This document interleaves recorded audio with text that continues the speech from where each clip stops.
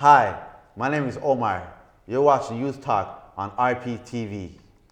Today we are going to be discussing the stigmas and stereotypes surrounding mental illness.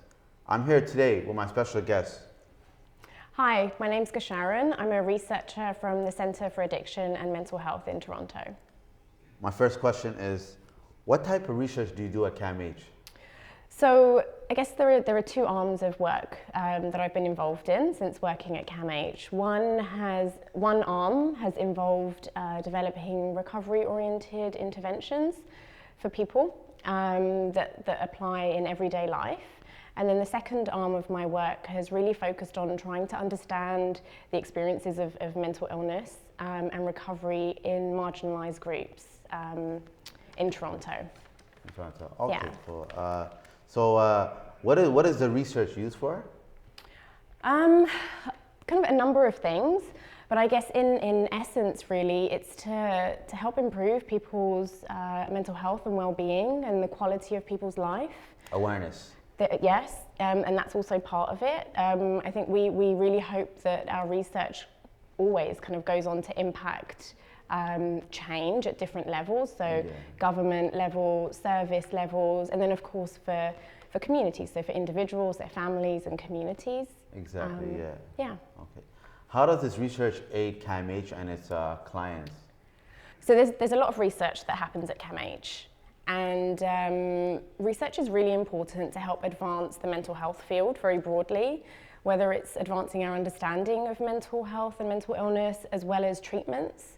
So, and I've heard from people that have taken part in our studies that have been clients of CAMH, have really enjoyed the process. They've also found it really valuable and really felt that they've contributed to that kind of the advancing of the system. Nice. I've had participants kind of say that to me in lot of person.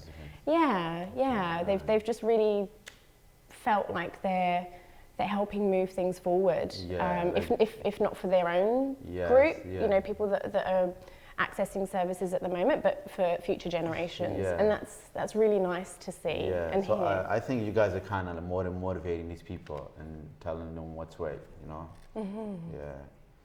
Who does mental illness affect?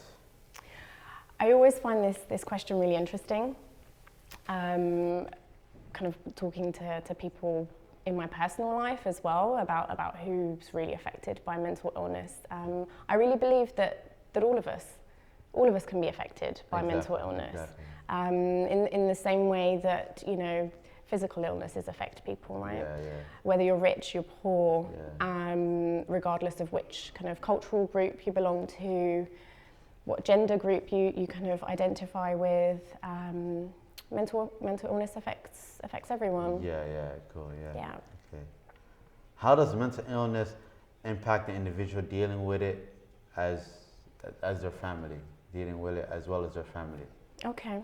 So when I kind of think of this question, I for the individual, for me it's about understanding it on a spectrum. So at one end you've got people not so impacted, and at the other end there are great impacts. But what really shifts people along that spectrum are other things that can impact on an individual beyond the symptoms that they're experiencing.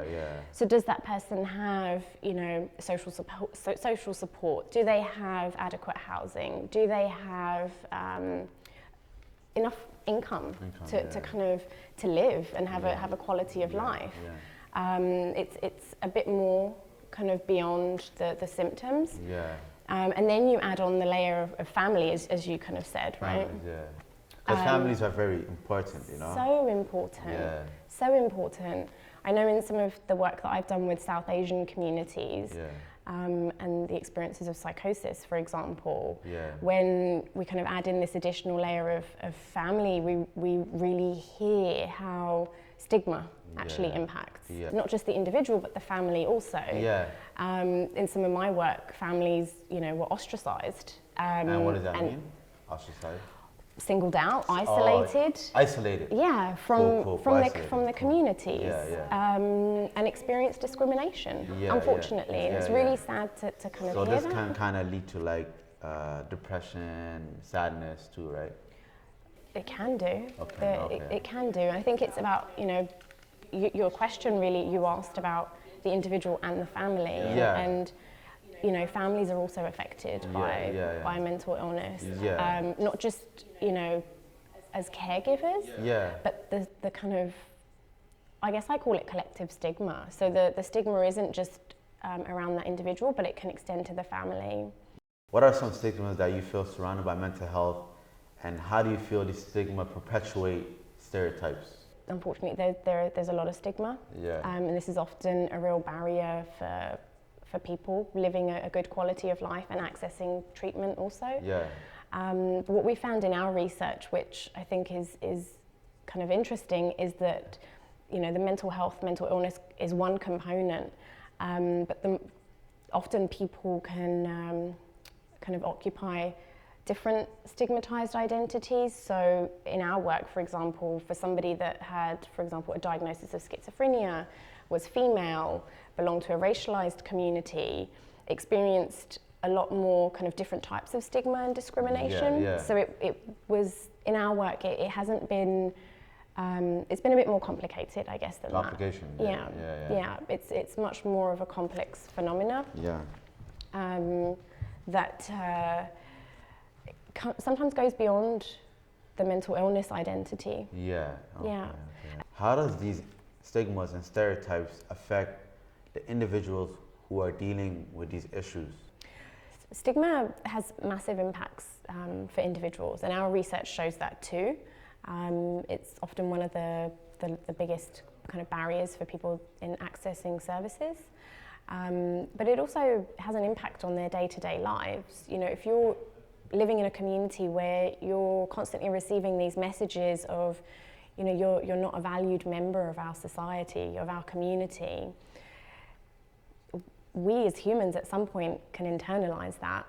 And that then can impact the way that we think about ourselves and the way that we think about the world that we live in. Exactly. So if this is the constant messaging that an individual is receiving, various levels, you know, community, you know, your neighbours, the media, for example, it's going to impact, you know, will I want to get up to go to school? Do I deserve to go to school? Yeah. Do I, you know, do I deserve to have what other people have? And that's what some of our research has actually spoken to, that some of the stigma and discrimination that people have experienced kind of really shifts and shapes the way that people with severe mental illness live their life, the places they go to, the types of relationships that they have, all the types of relationships that they back away from also. So, you know, from the work that we've been doing, we're really seeing how stigma and discrimination can really shape an individual's life. Yeah, it plays a big role. Yeah. Plays a big role. Yeah. Okay. What are some ways people dealing with these issues can receive help, and how might they gain like access to like different services and stuff like that? Like services as such as in like community support, like all these services that help the individual like succeed, you know?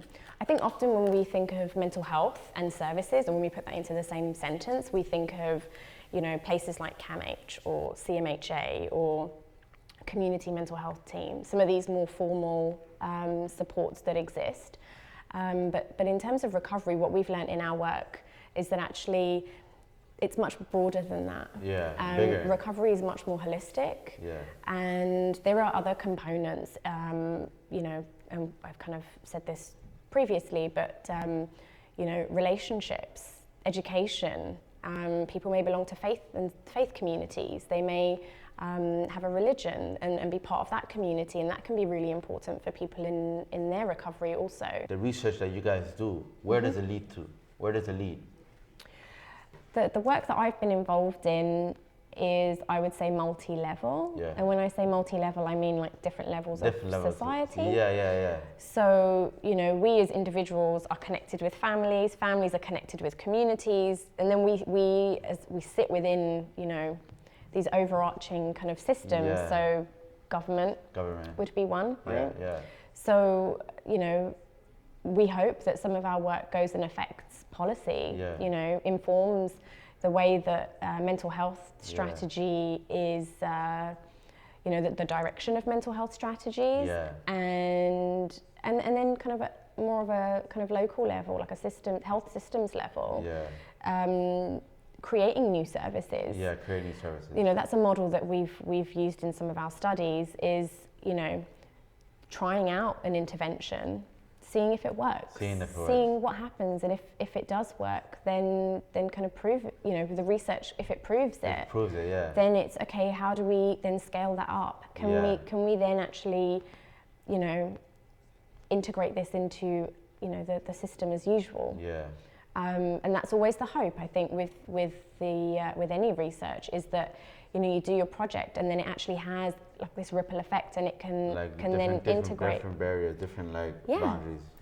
Is there any other things you want to add? I would like to really reiterate that stigma is a huge barrier for individuals with mental illness.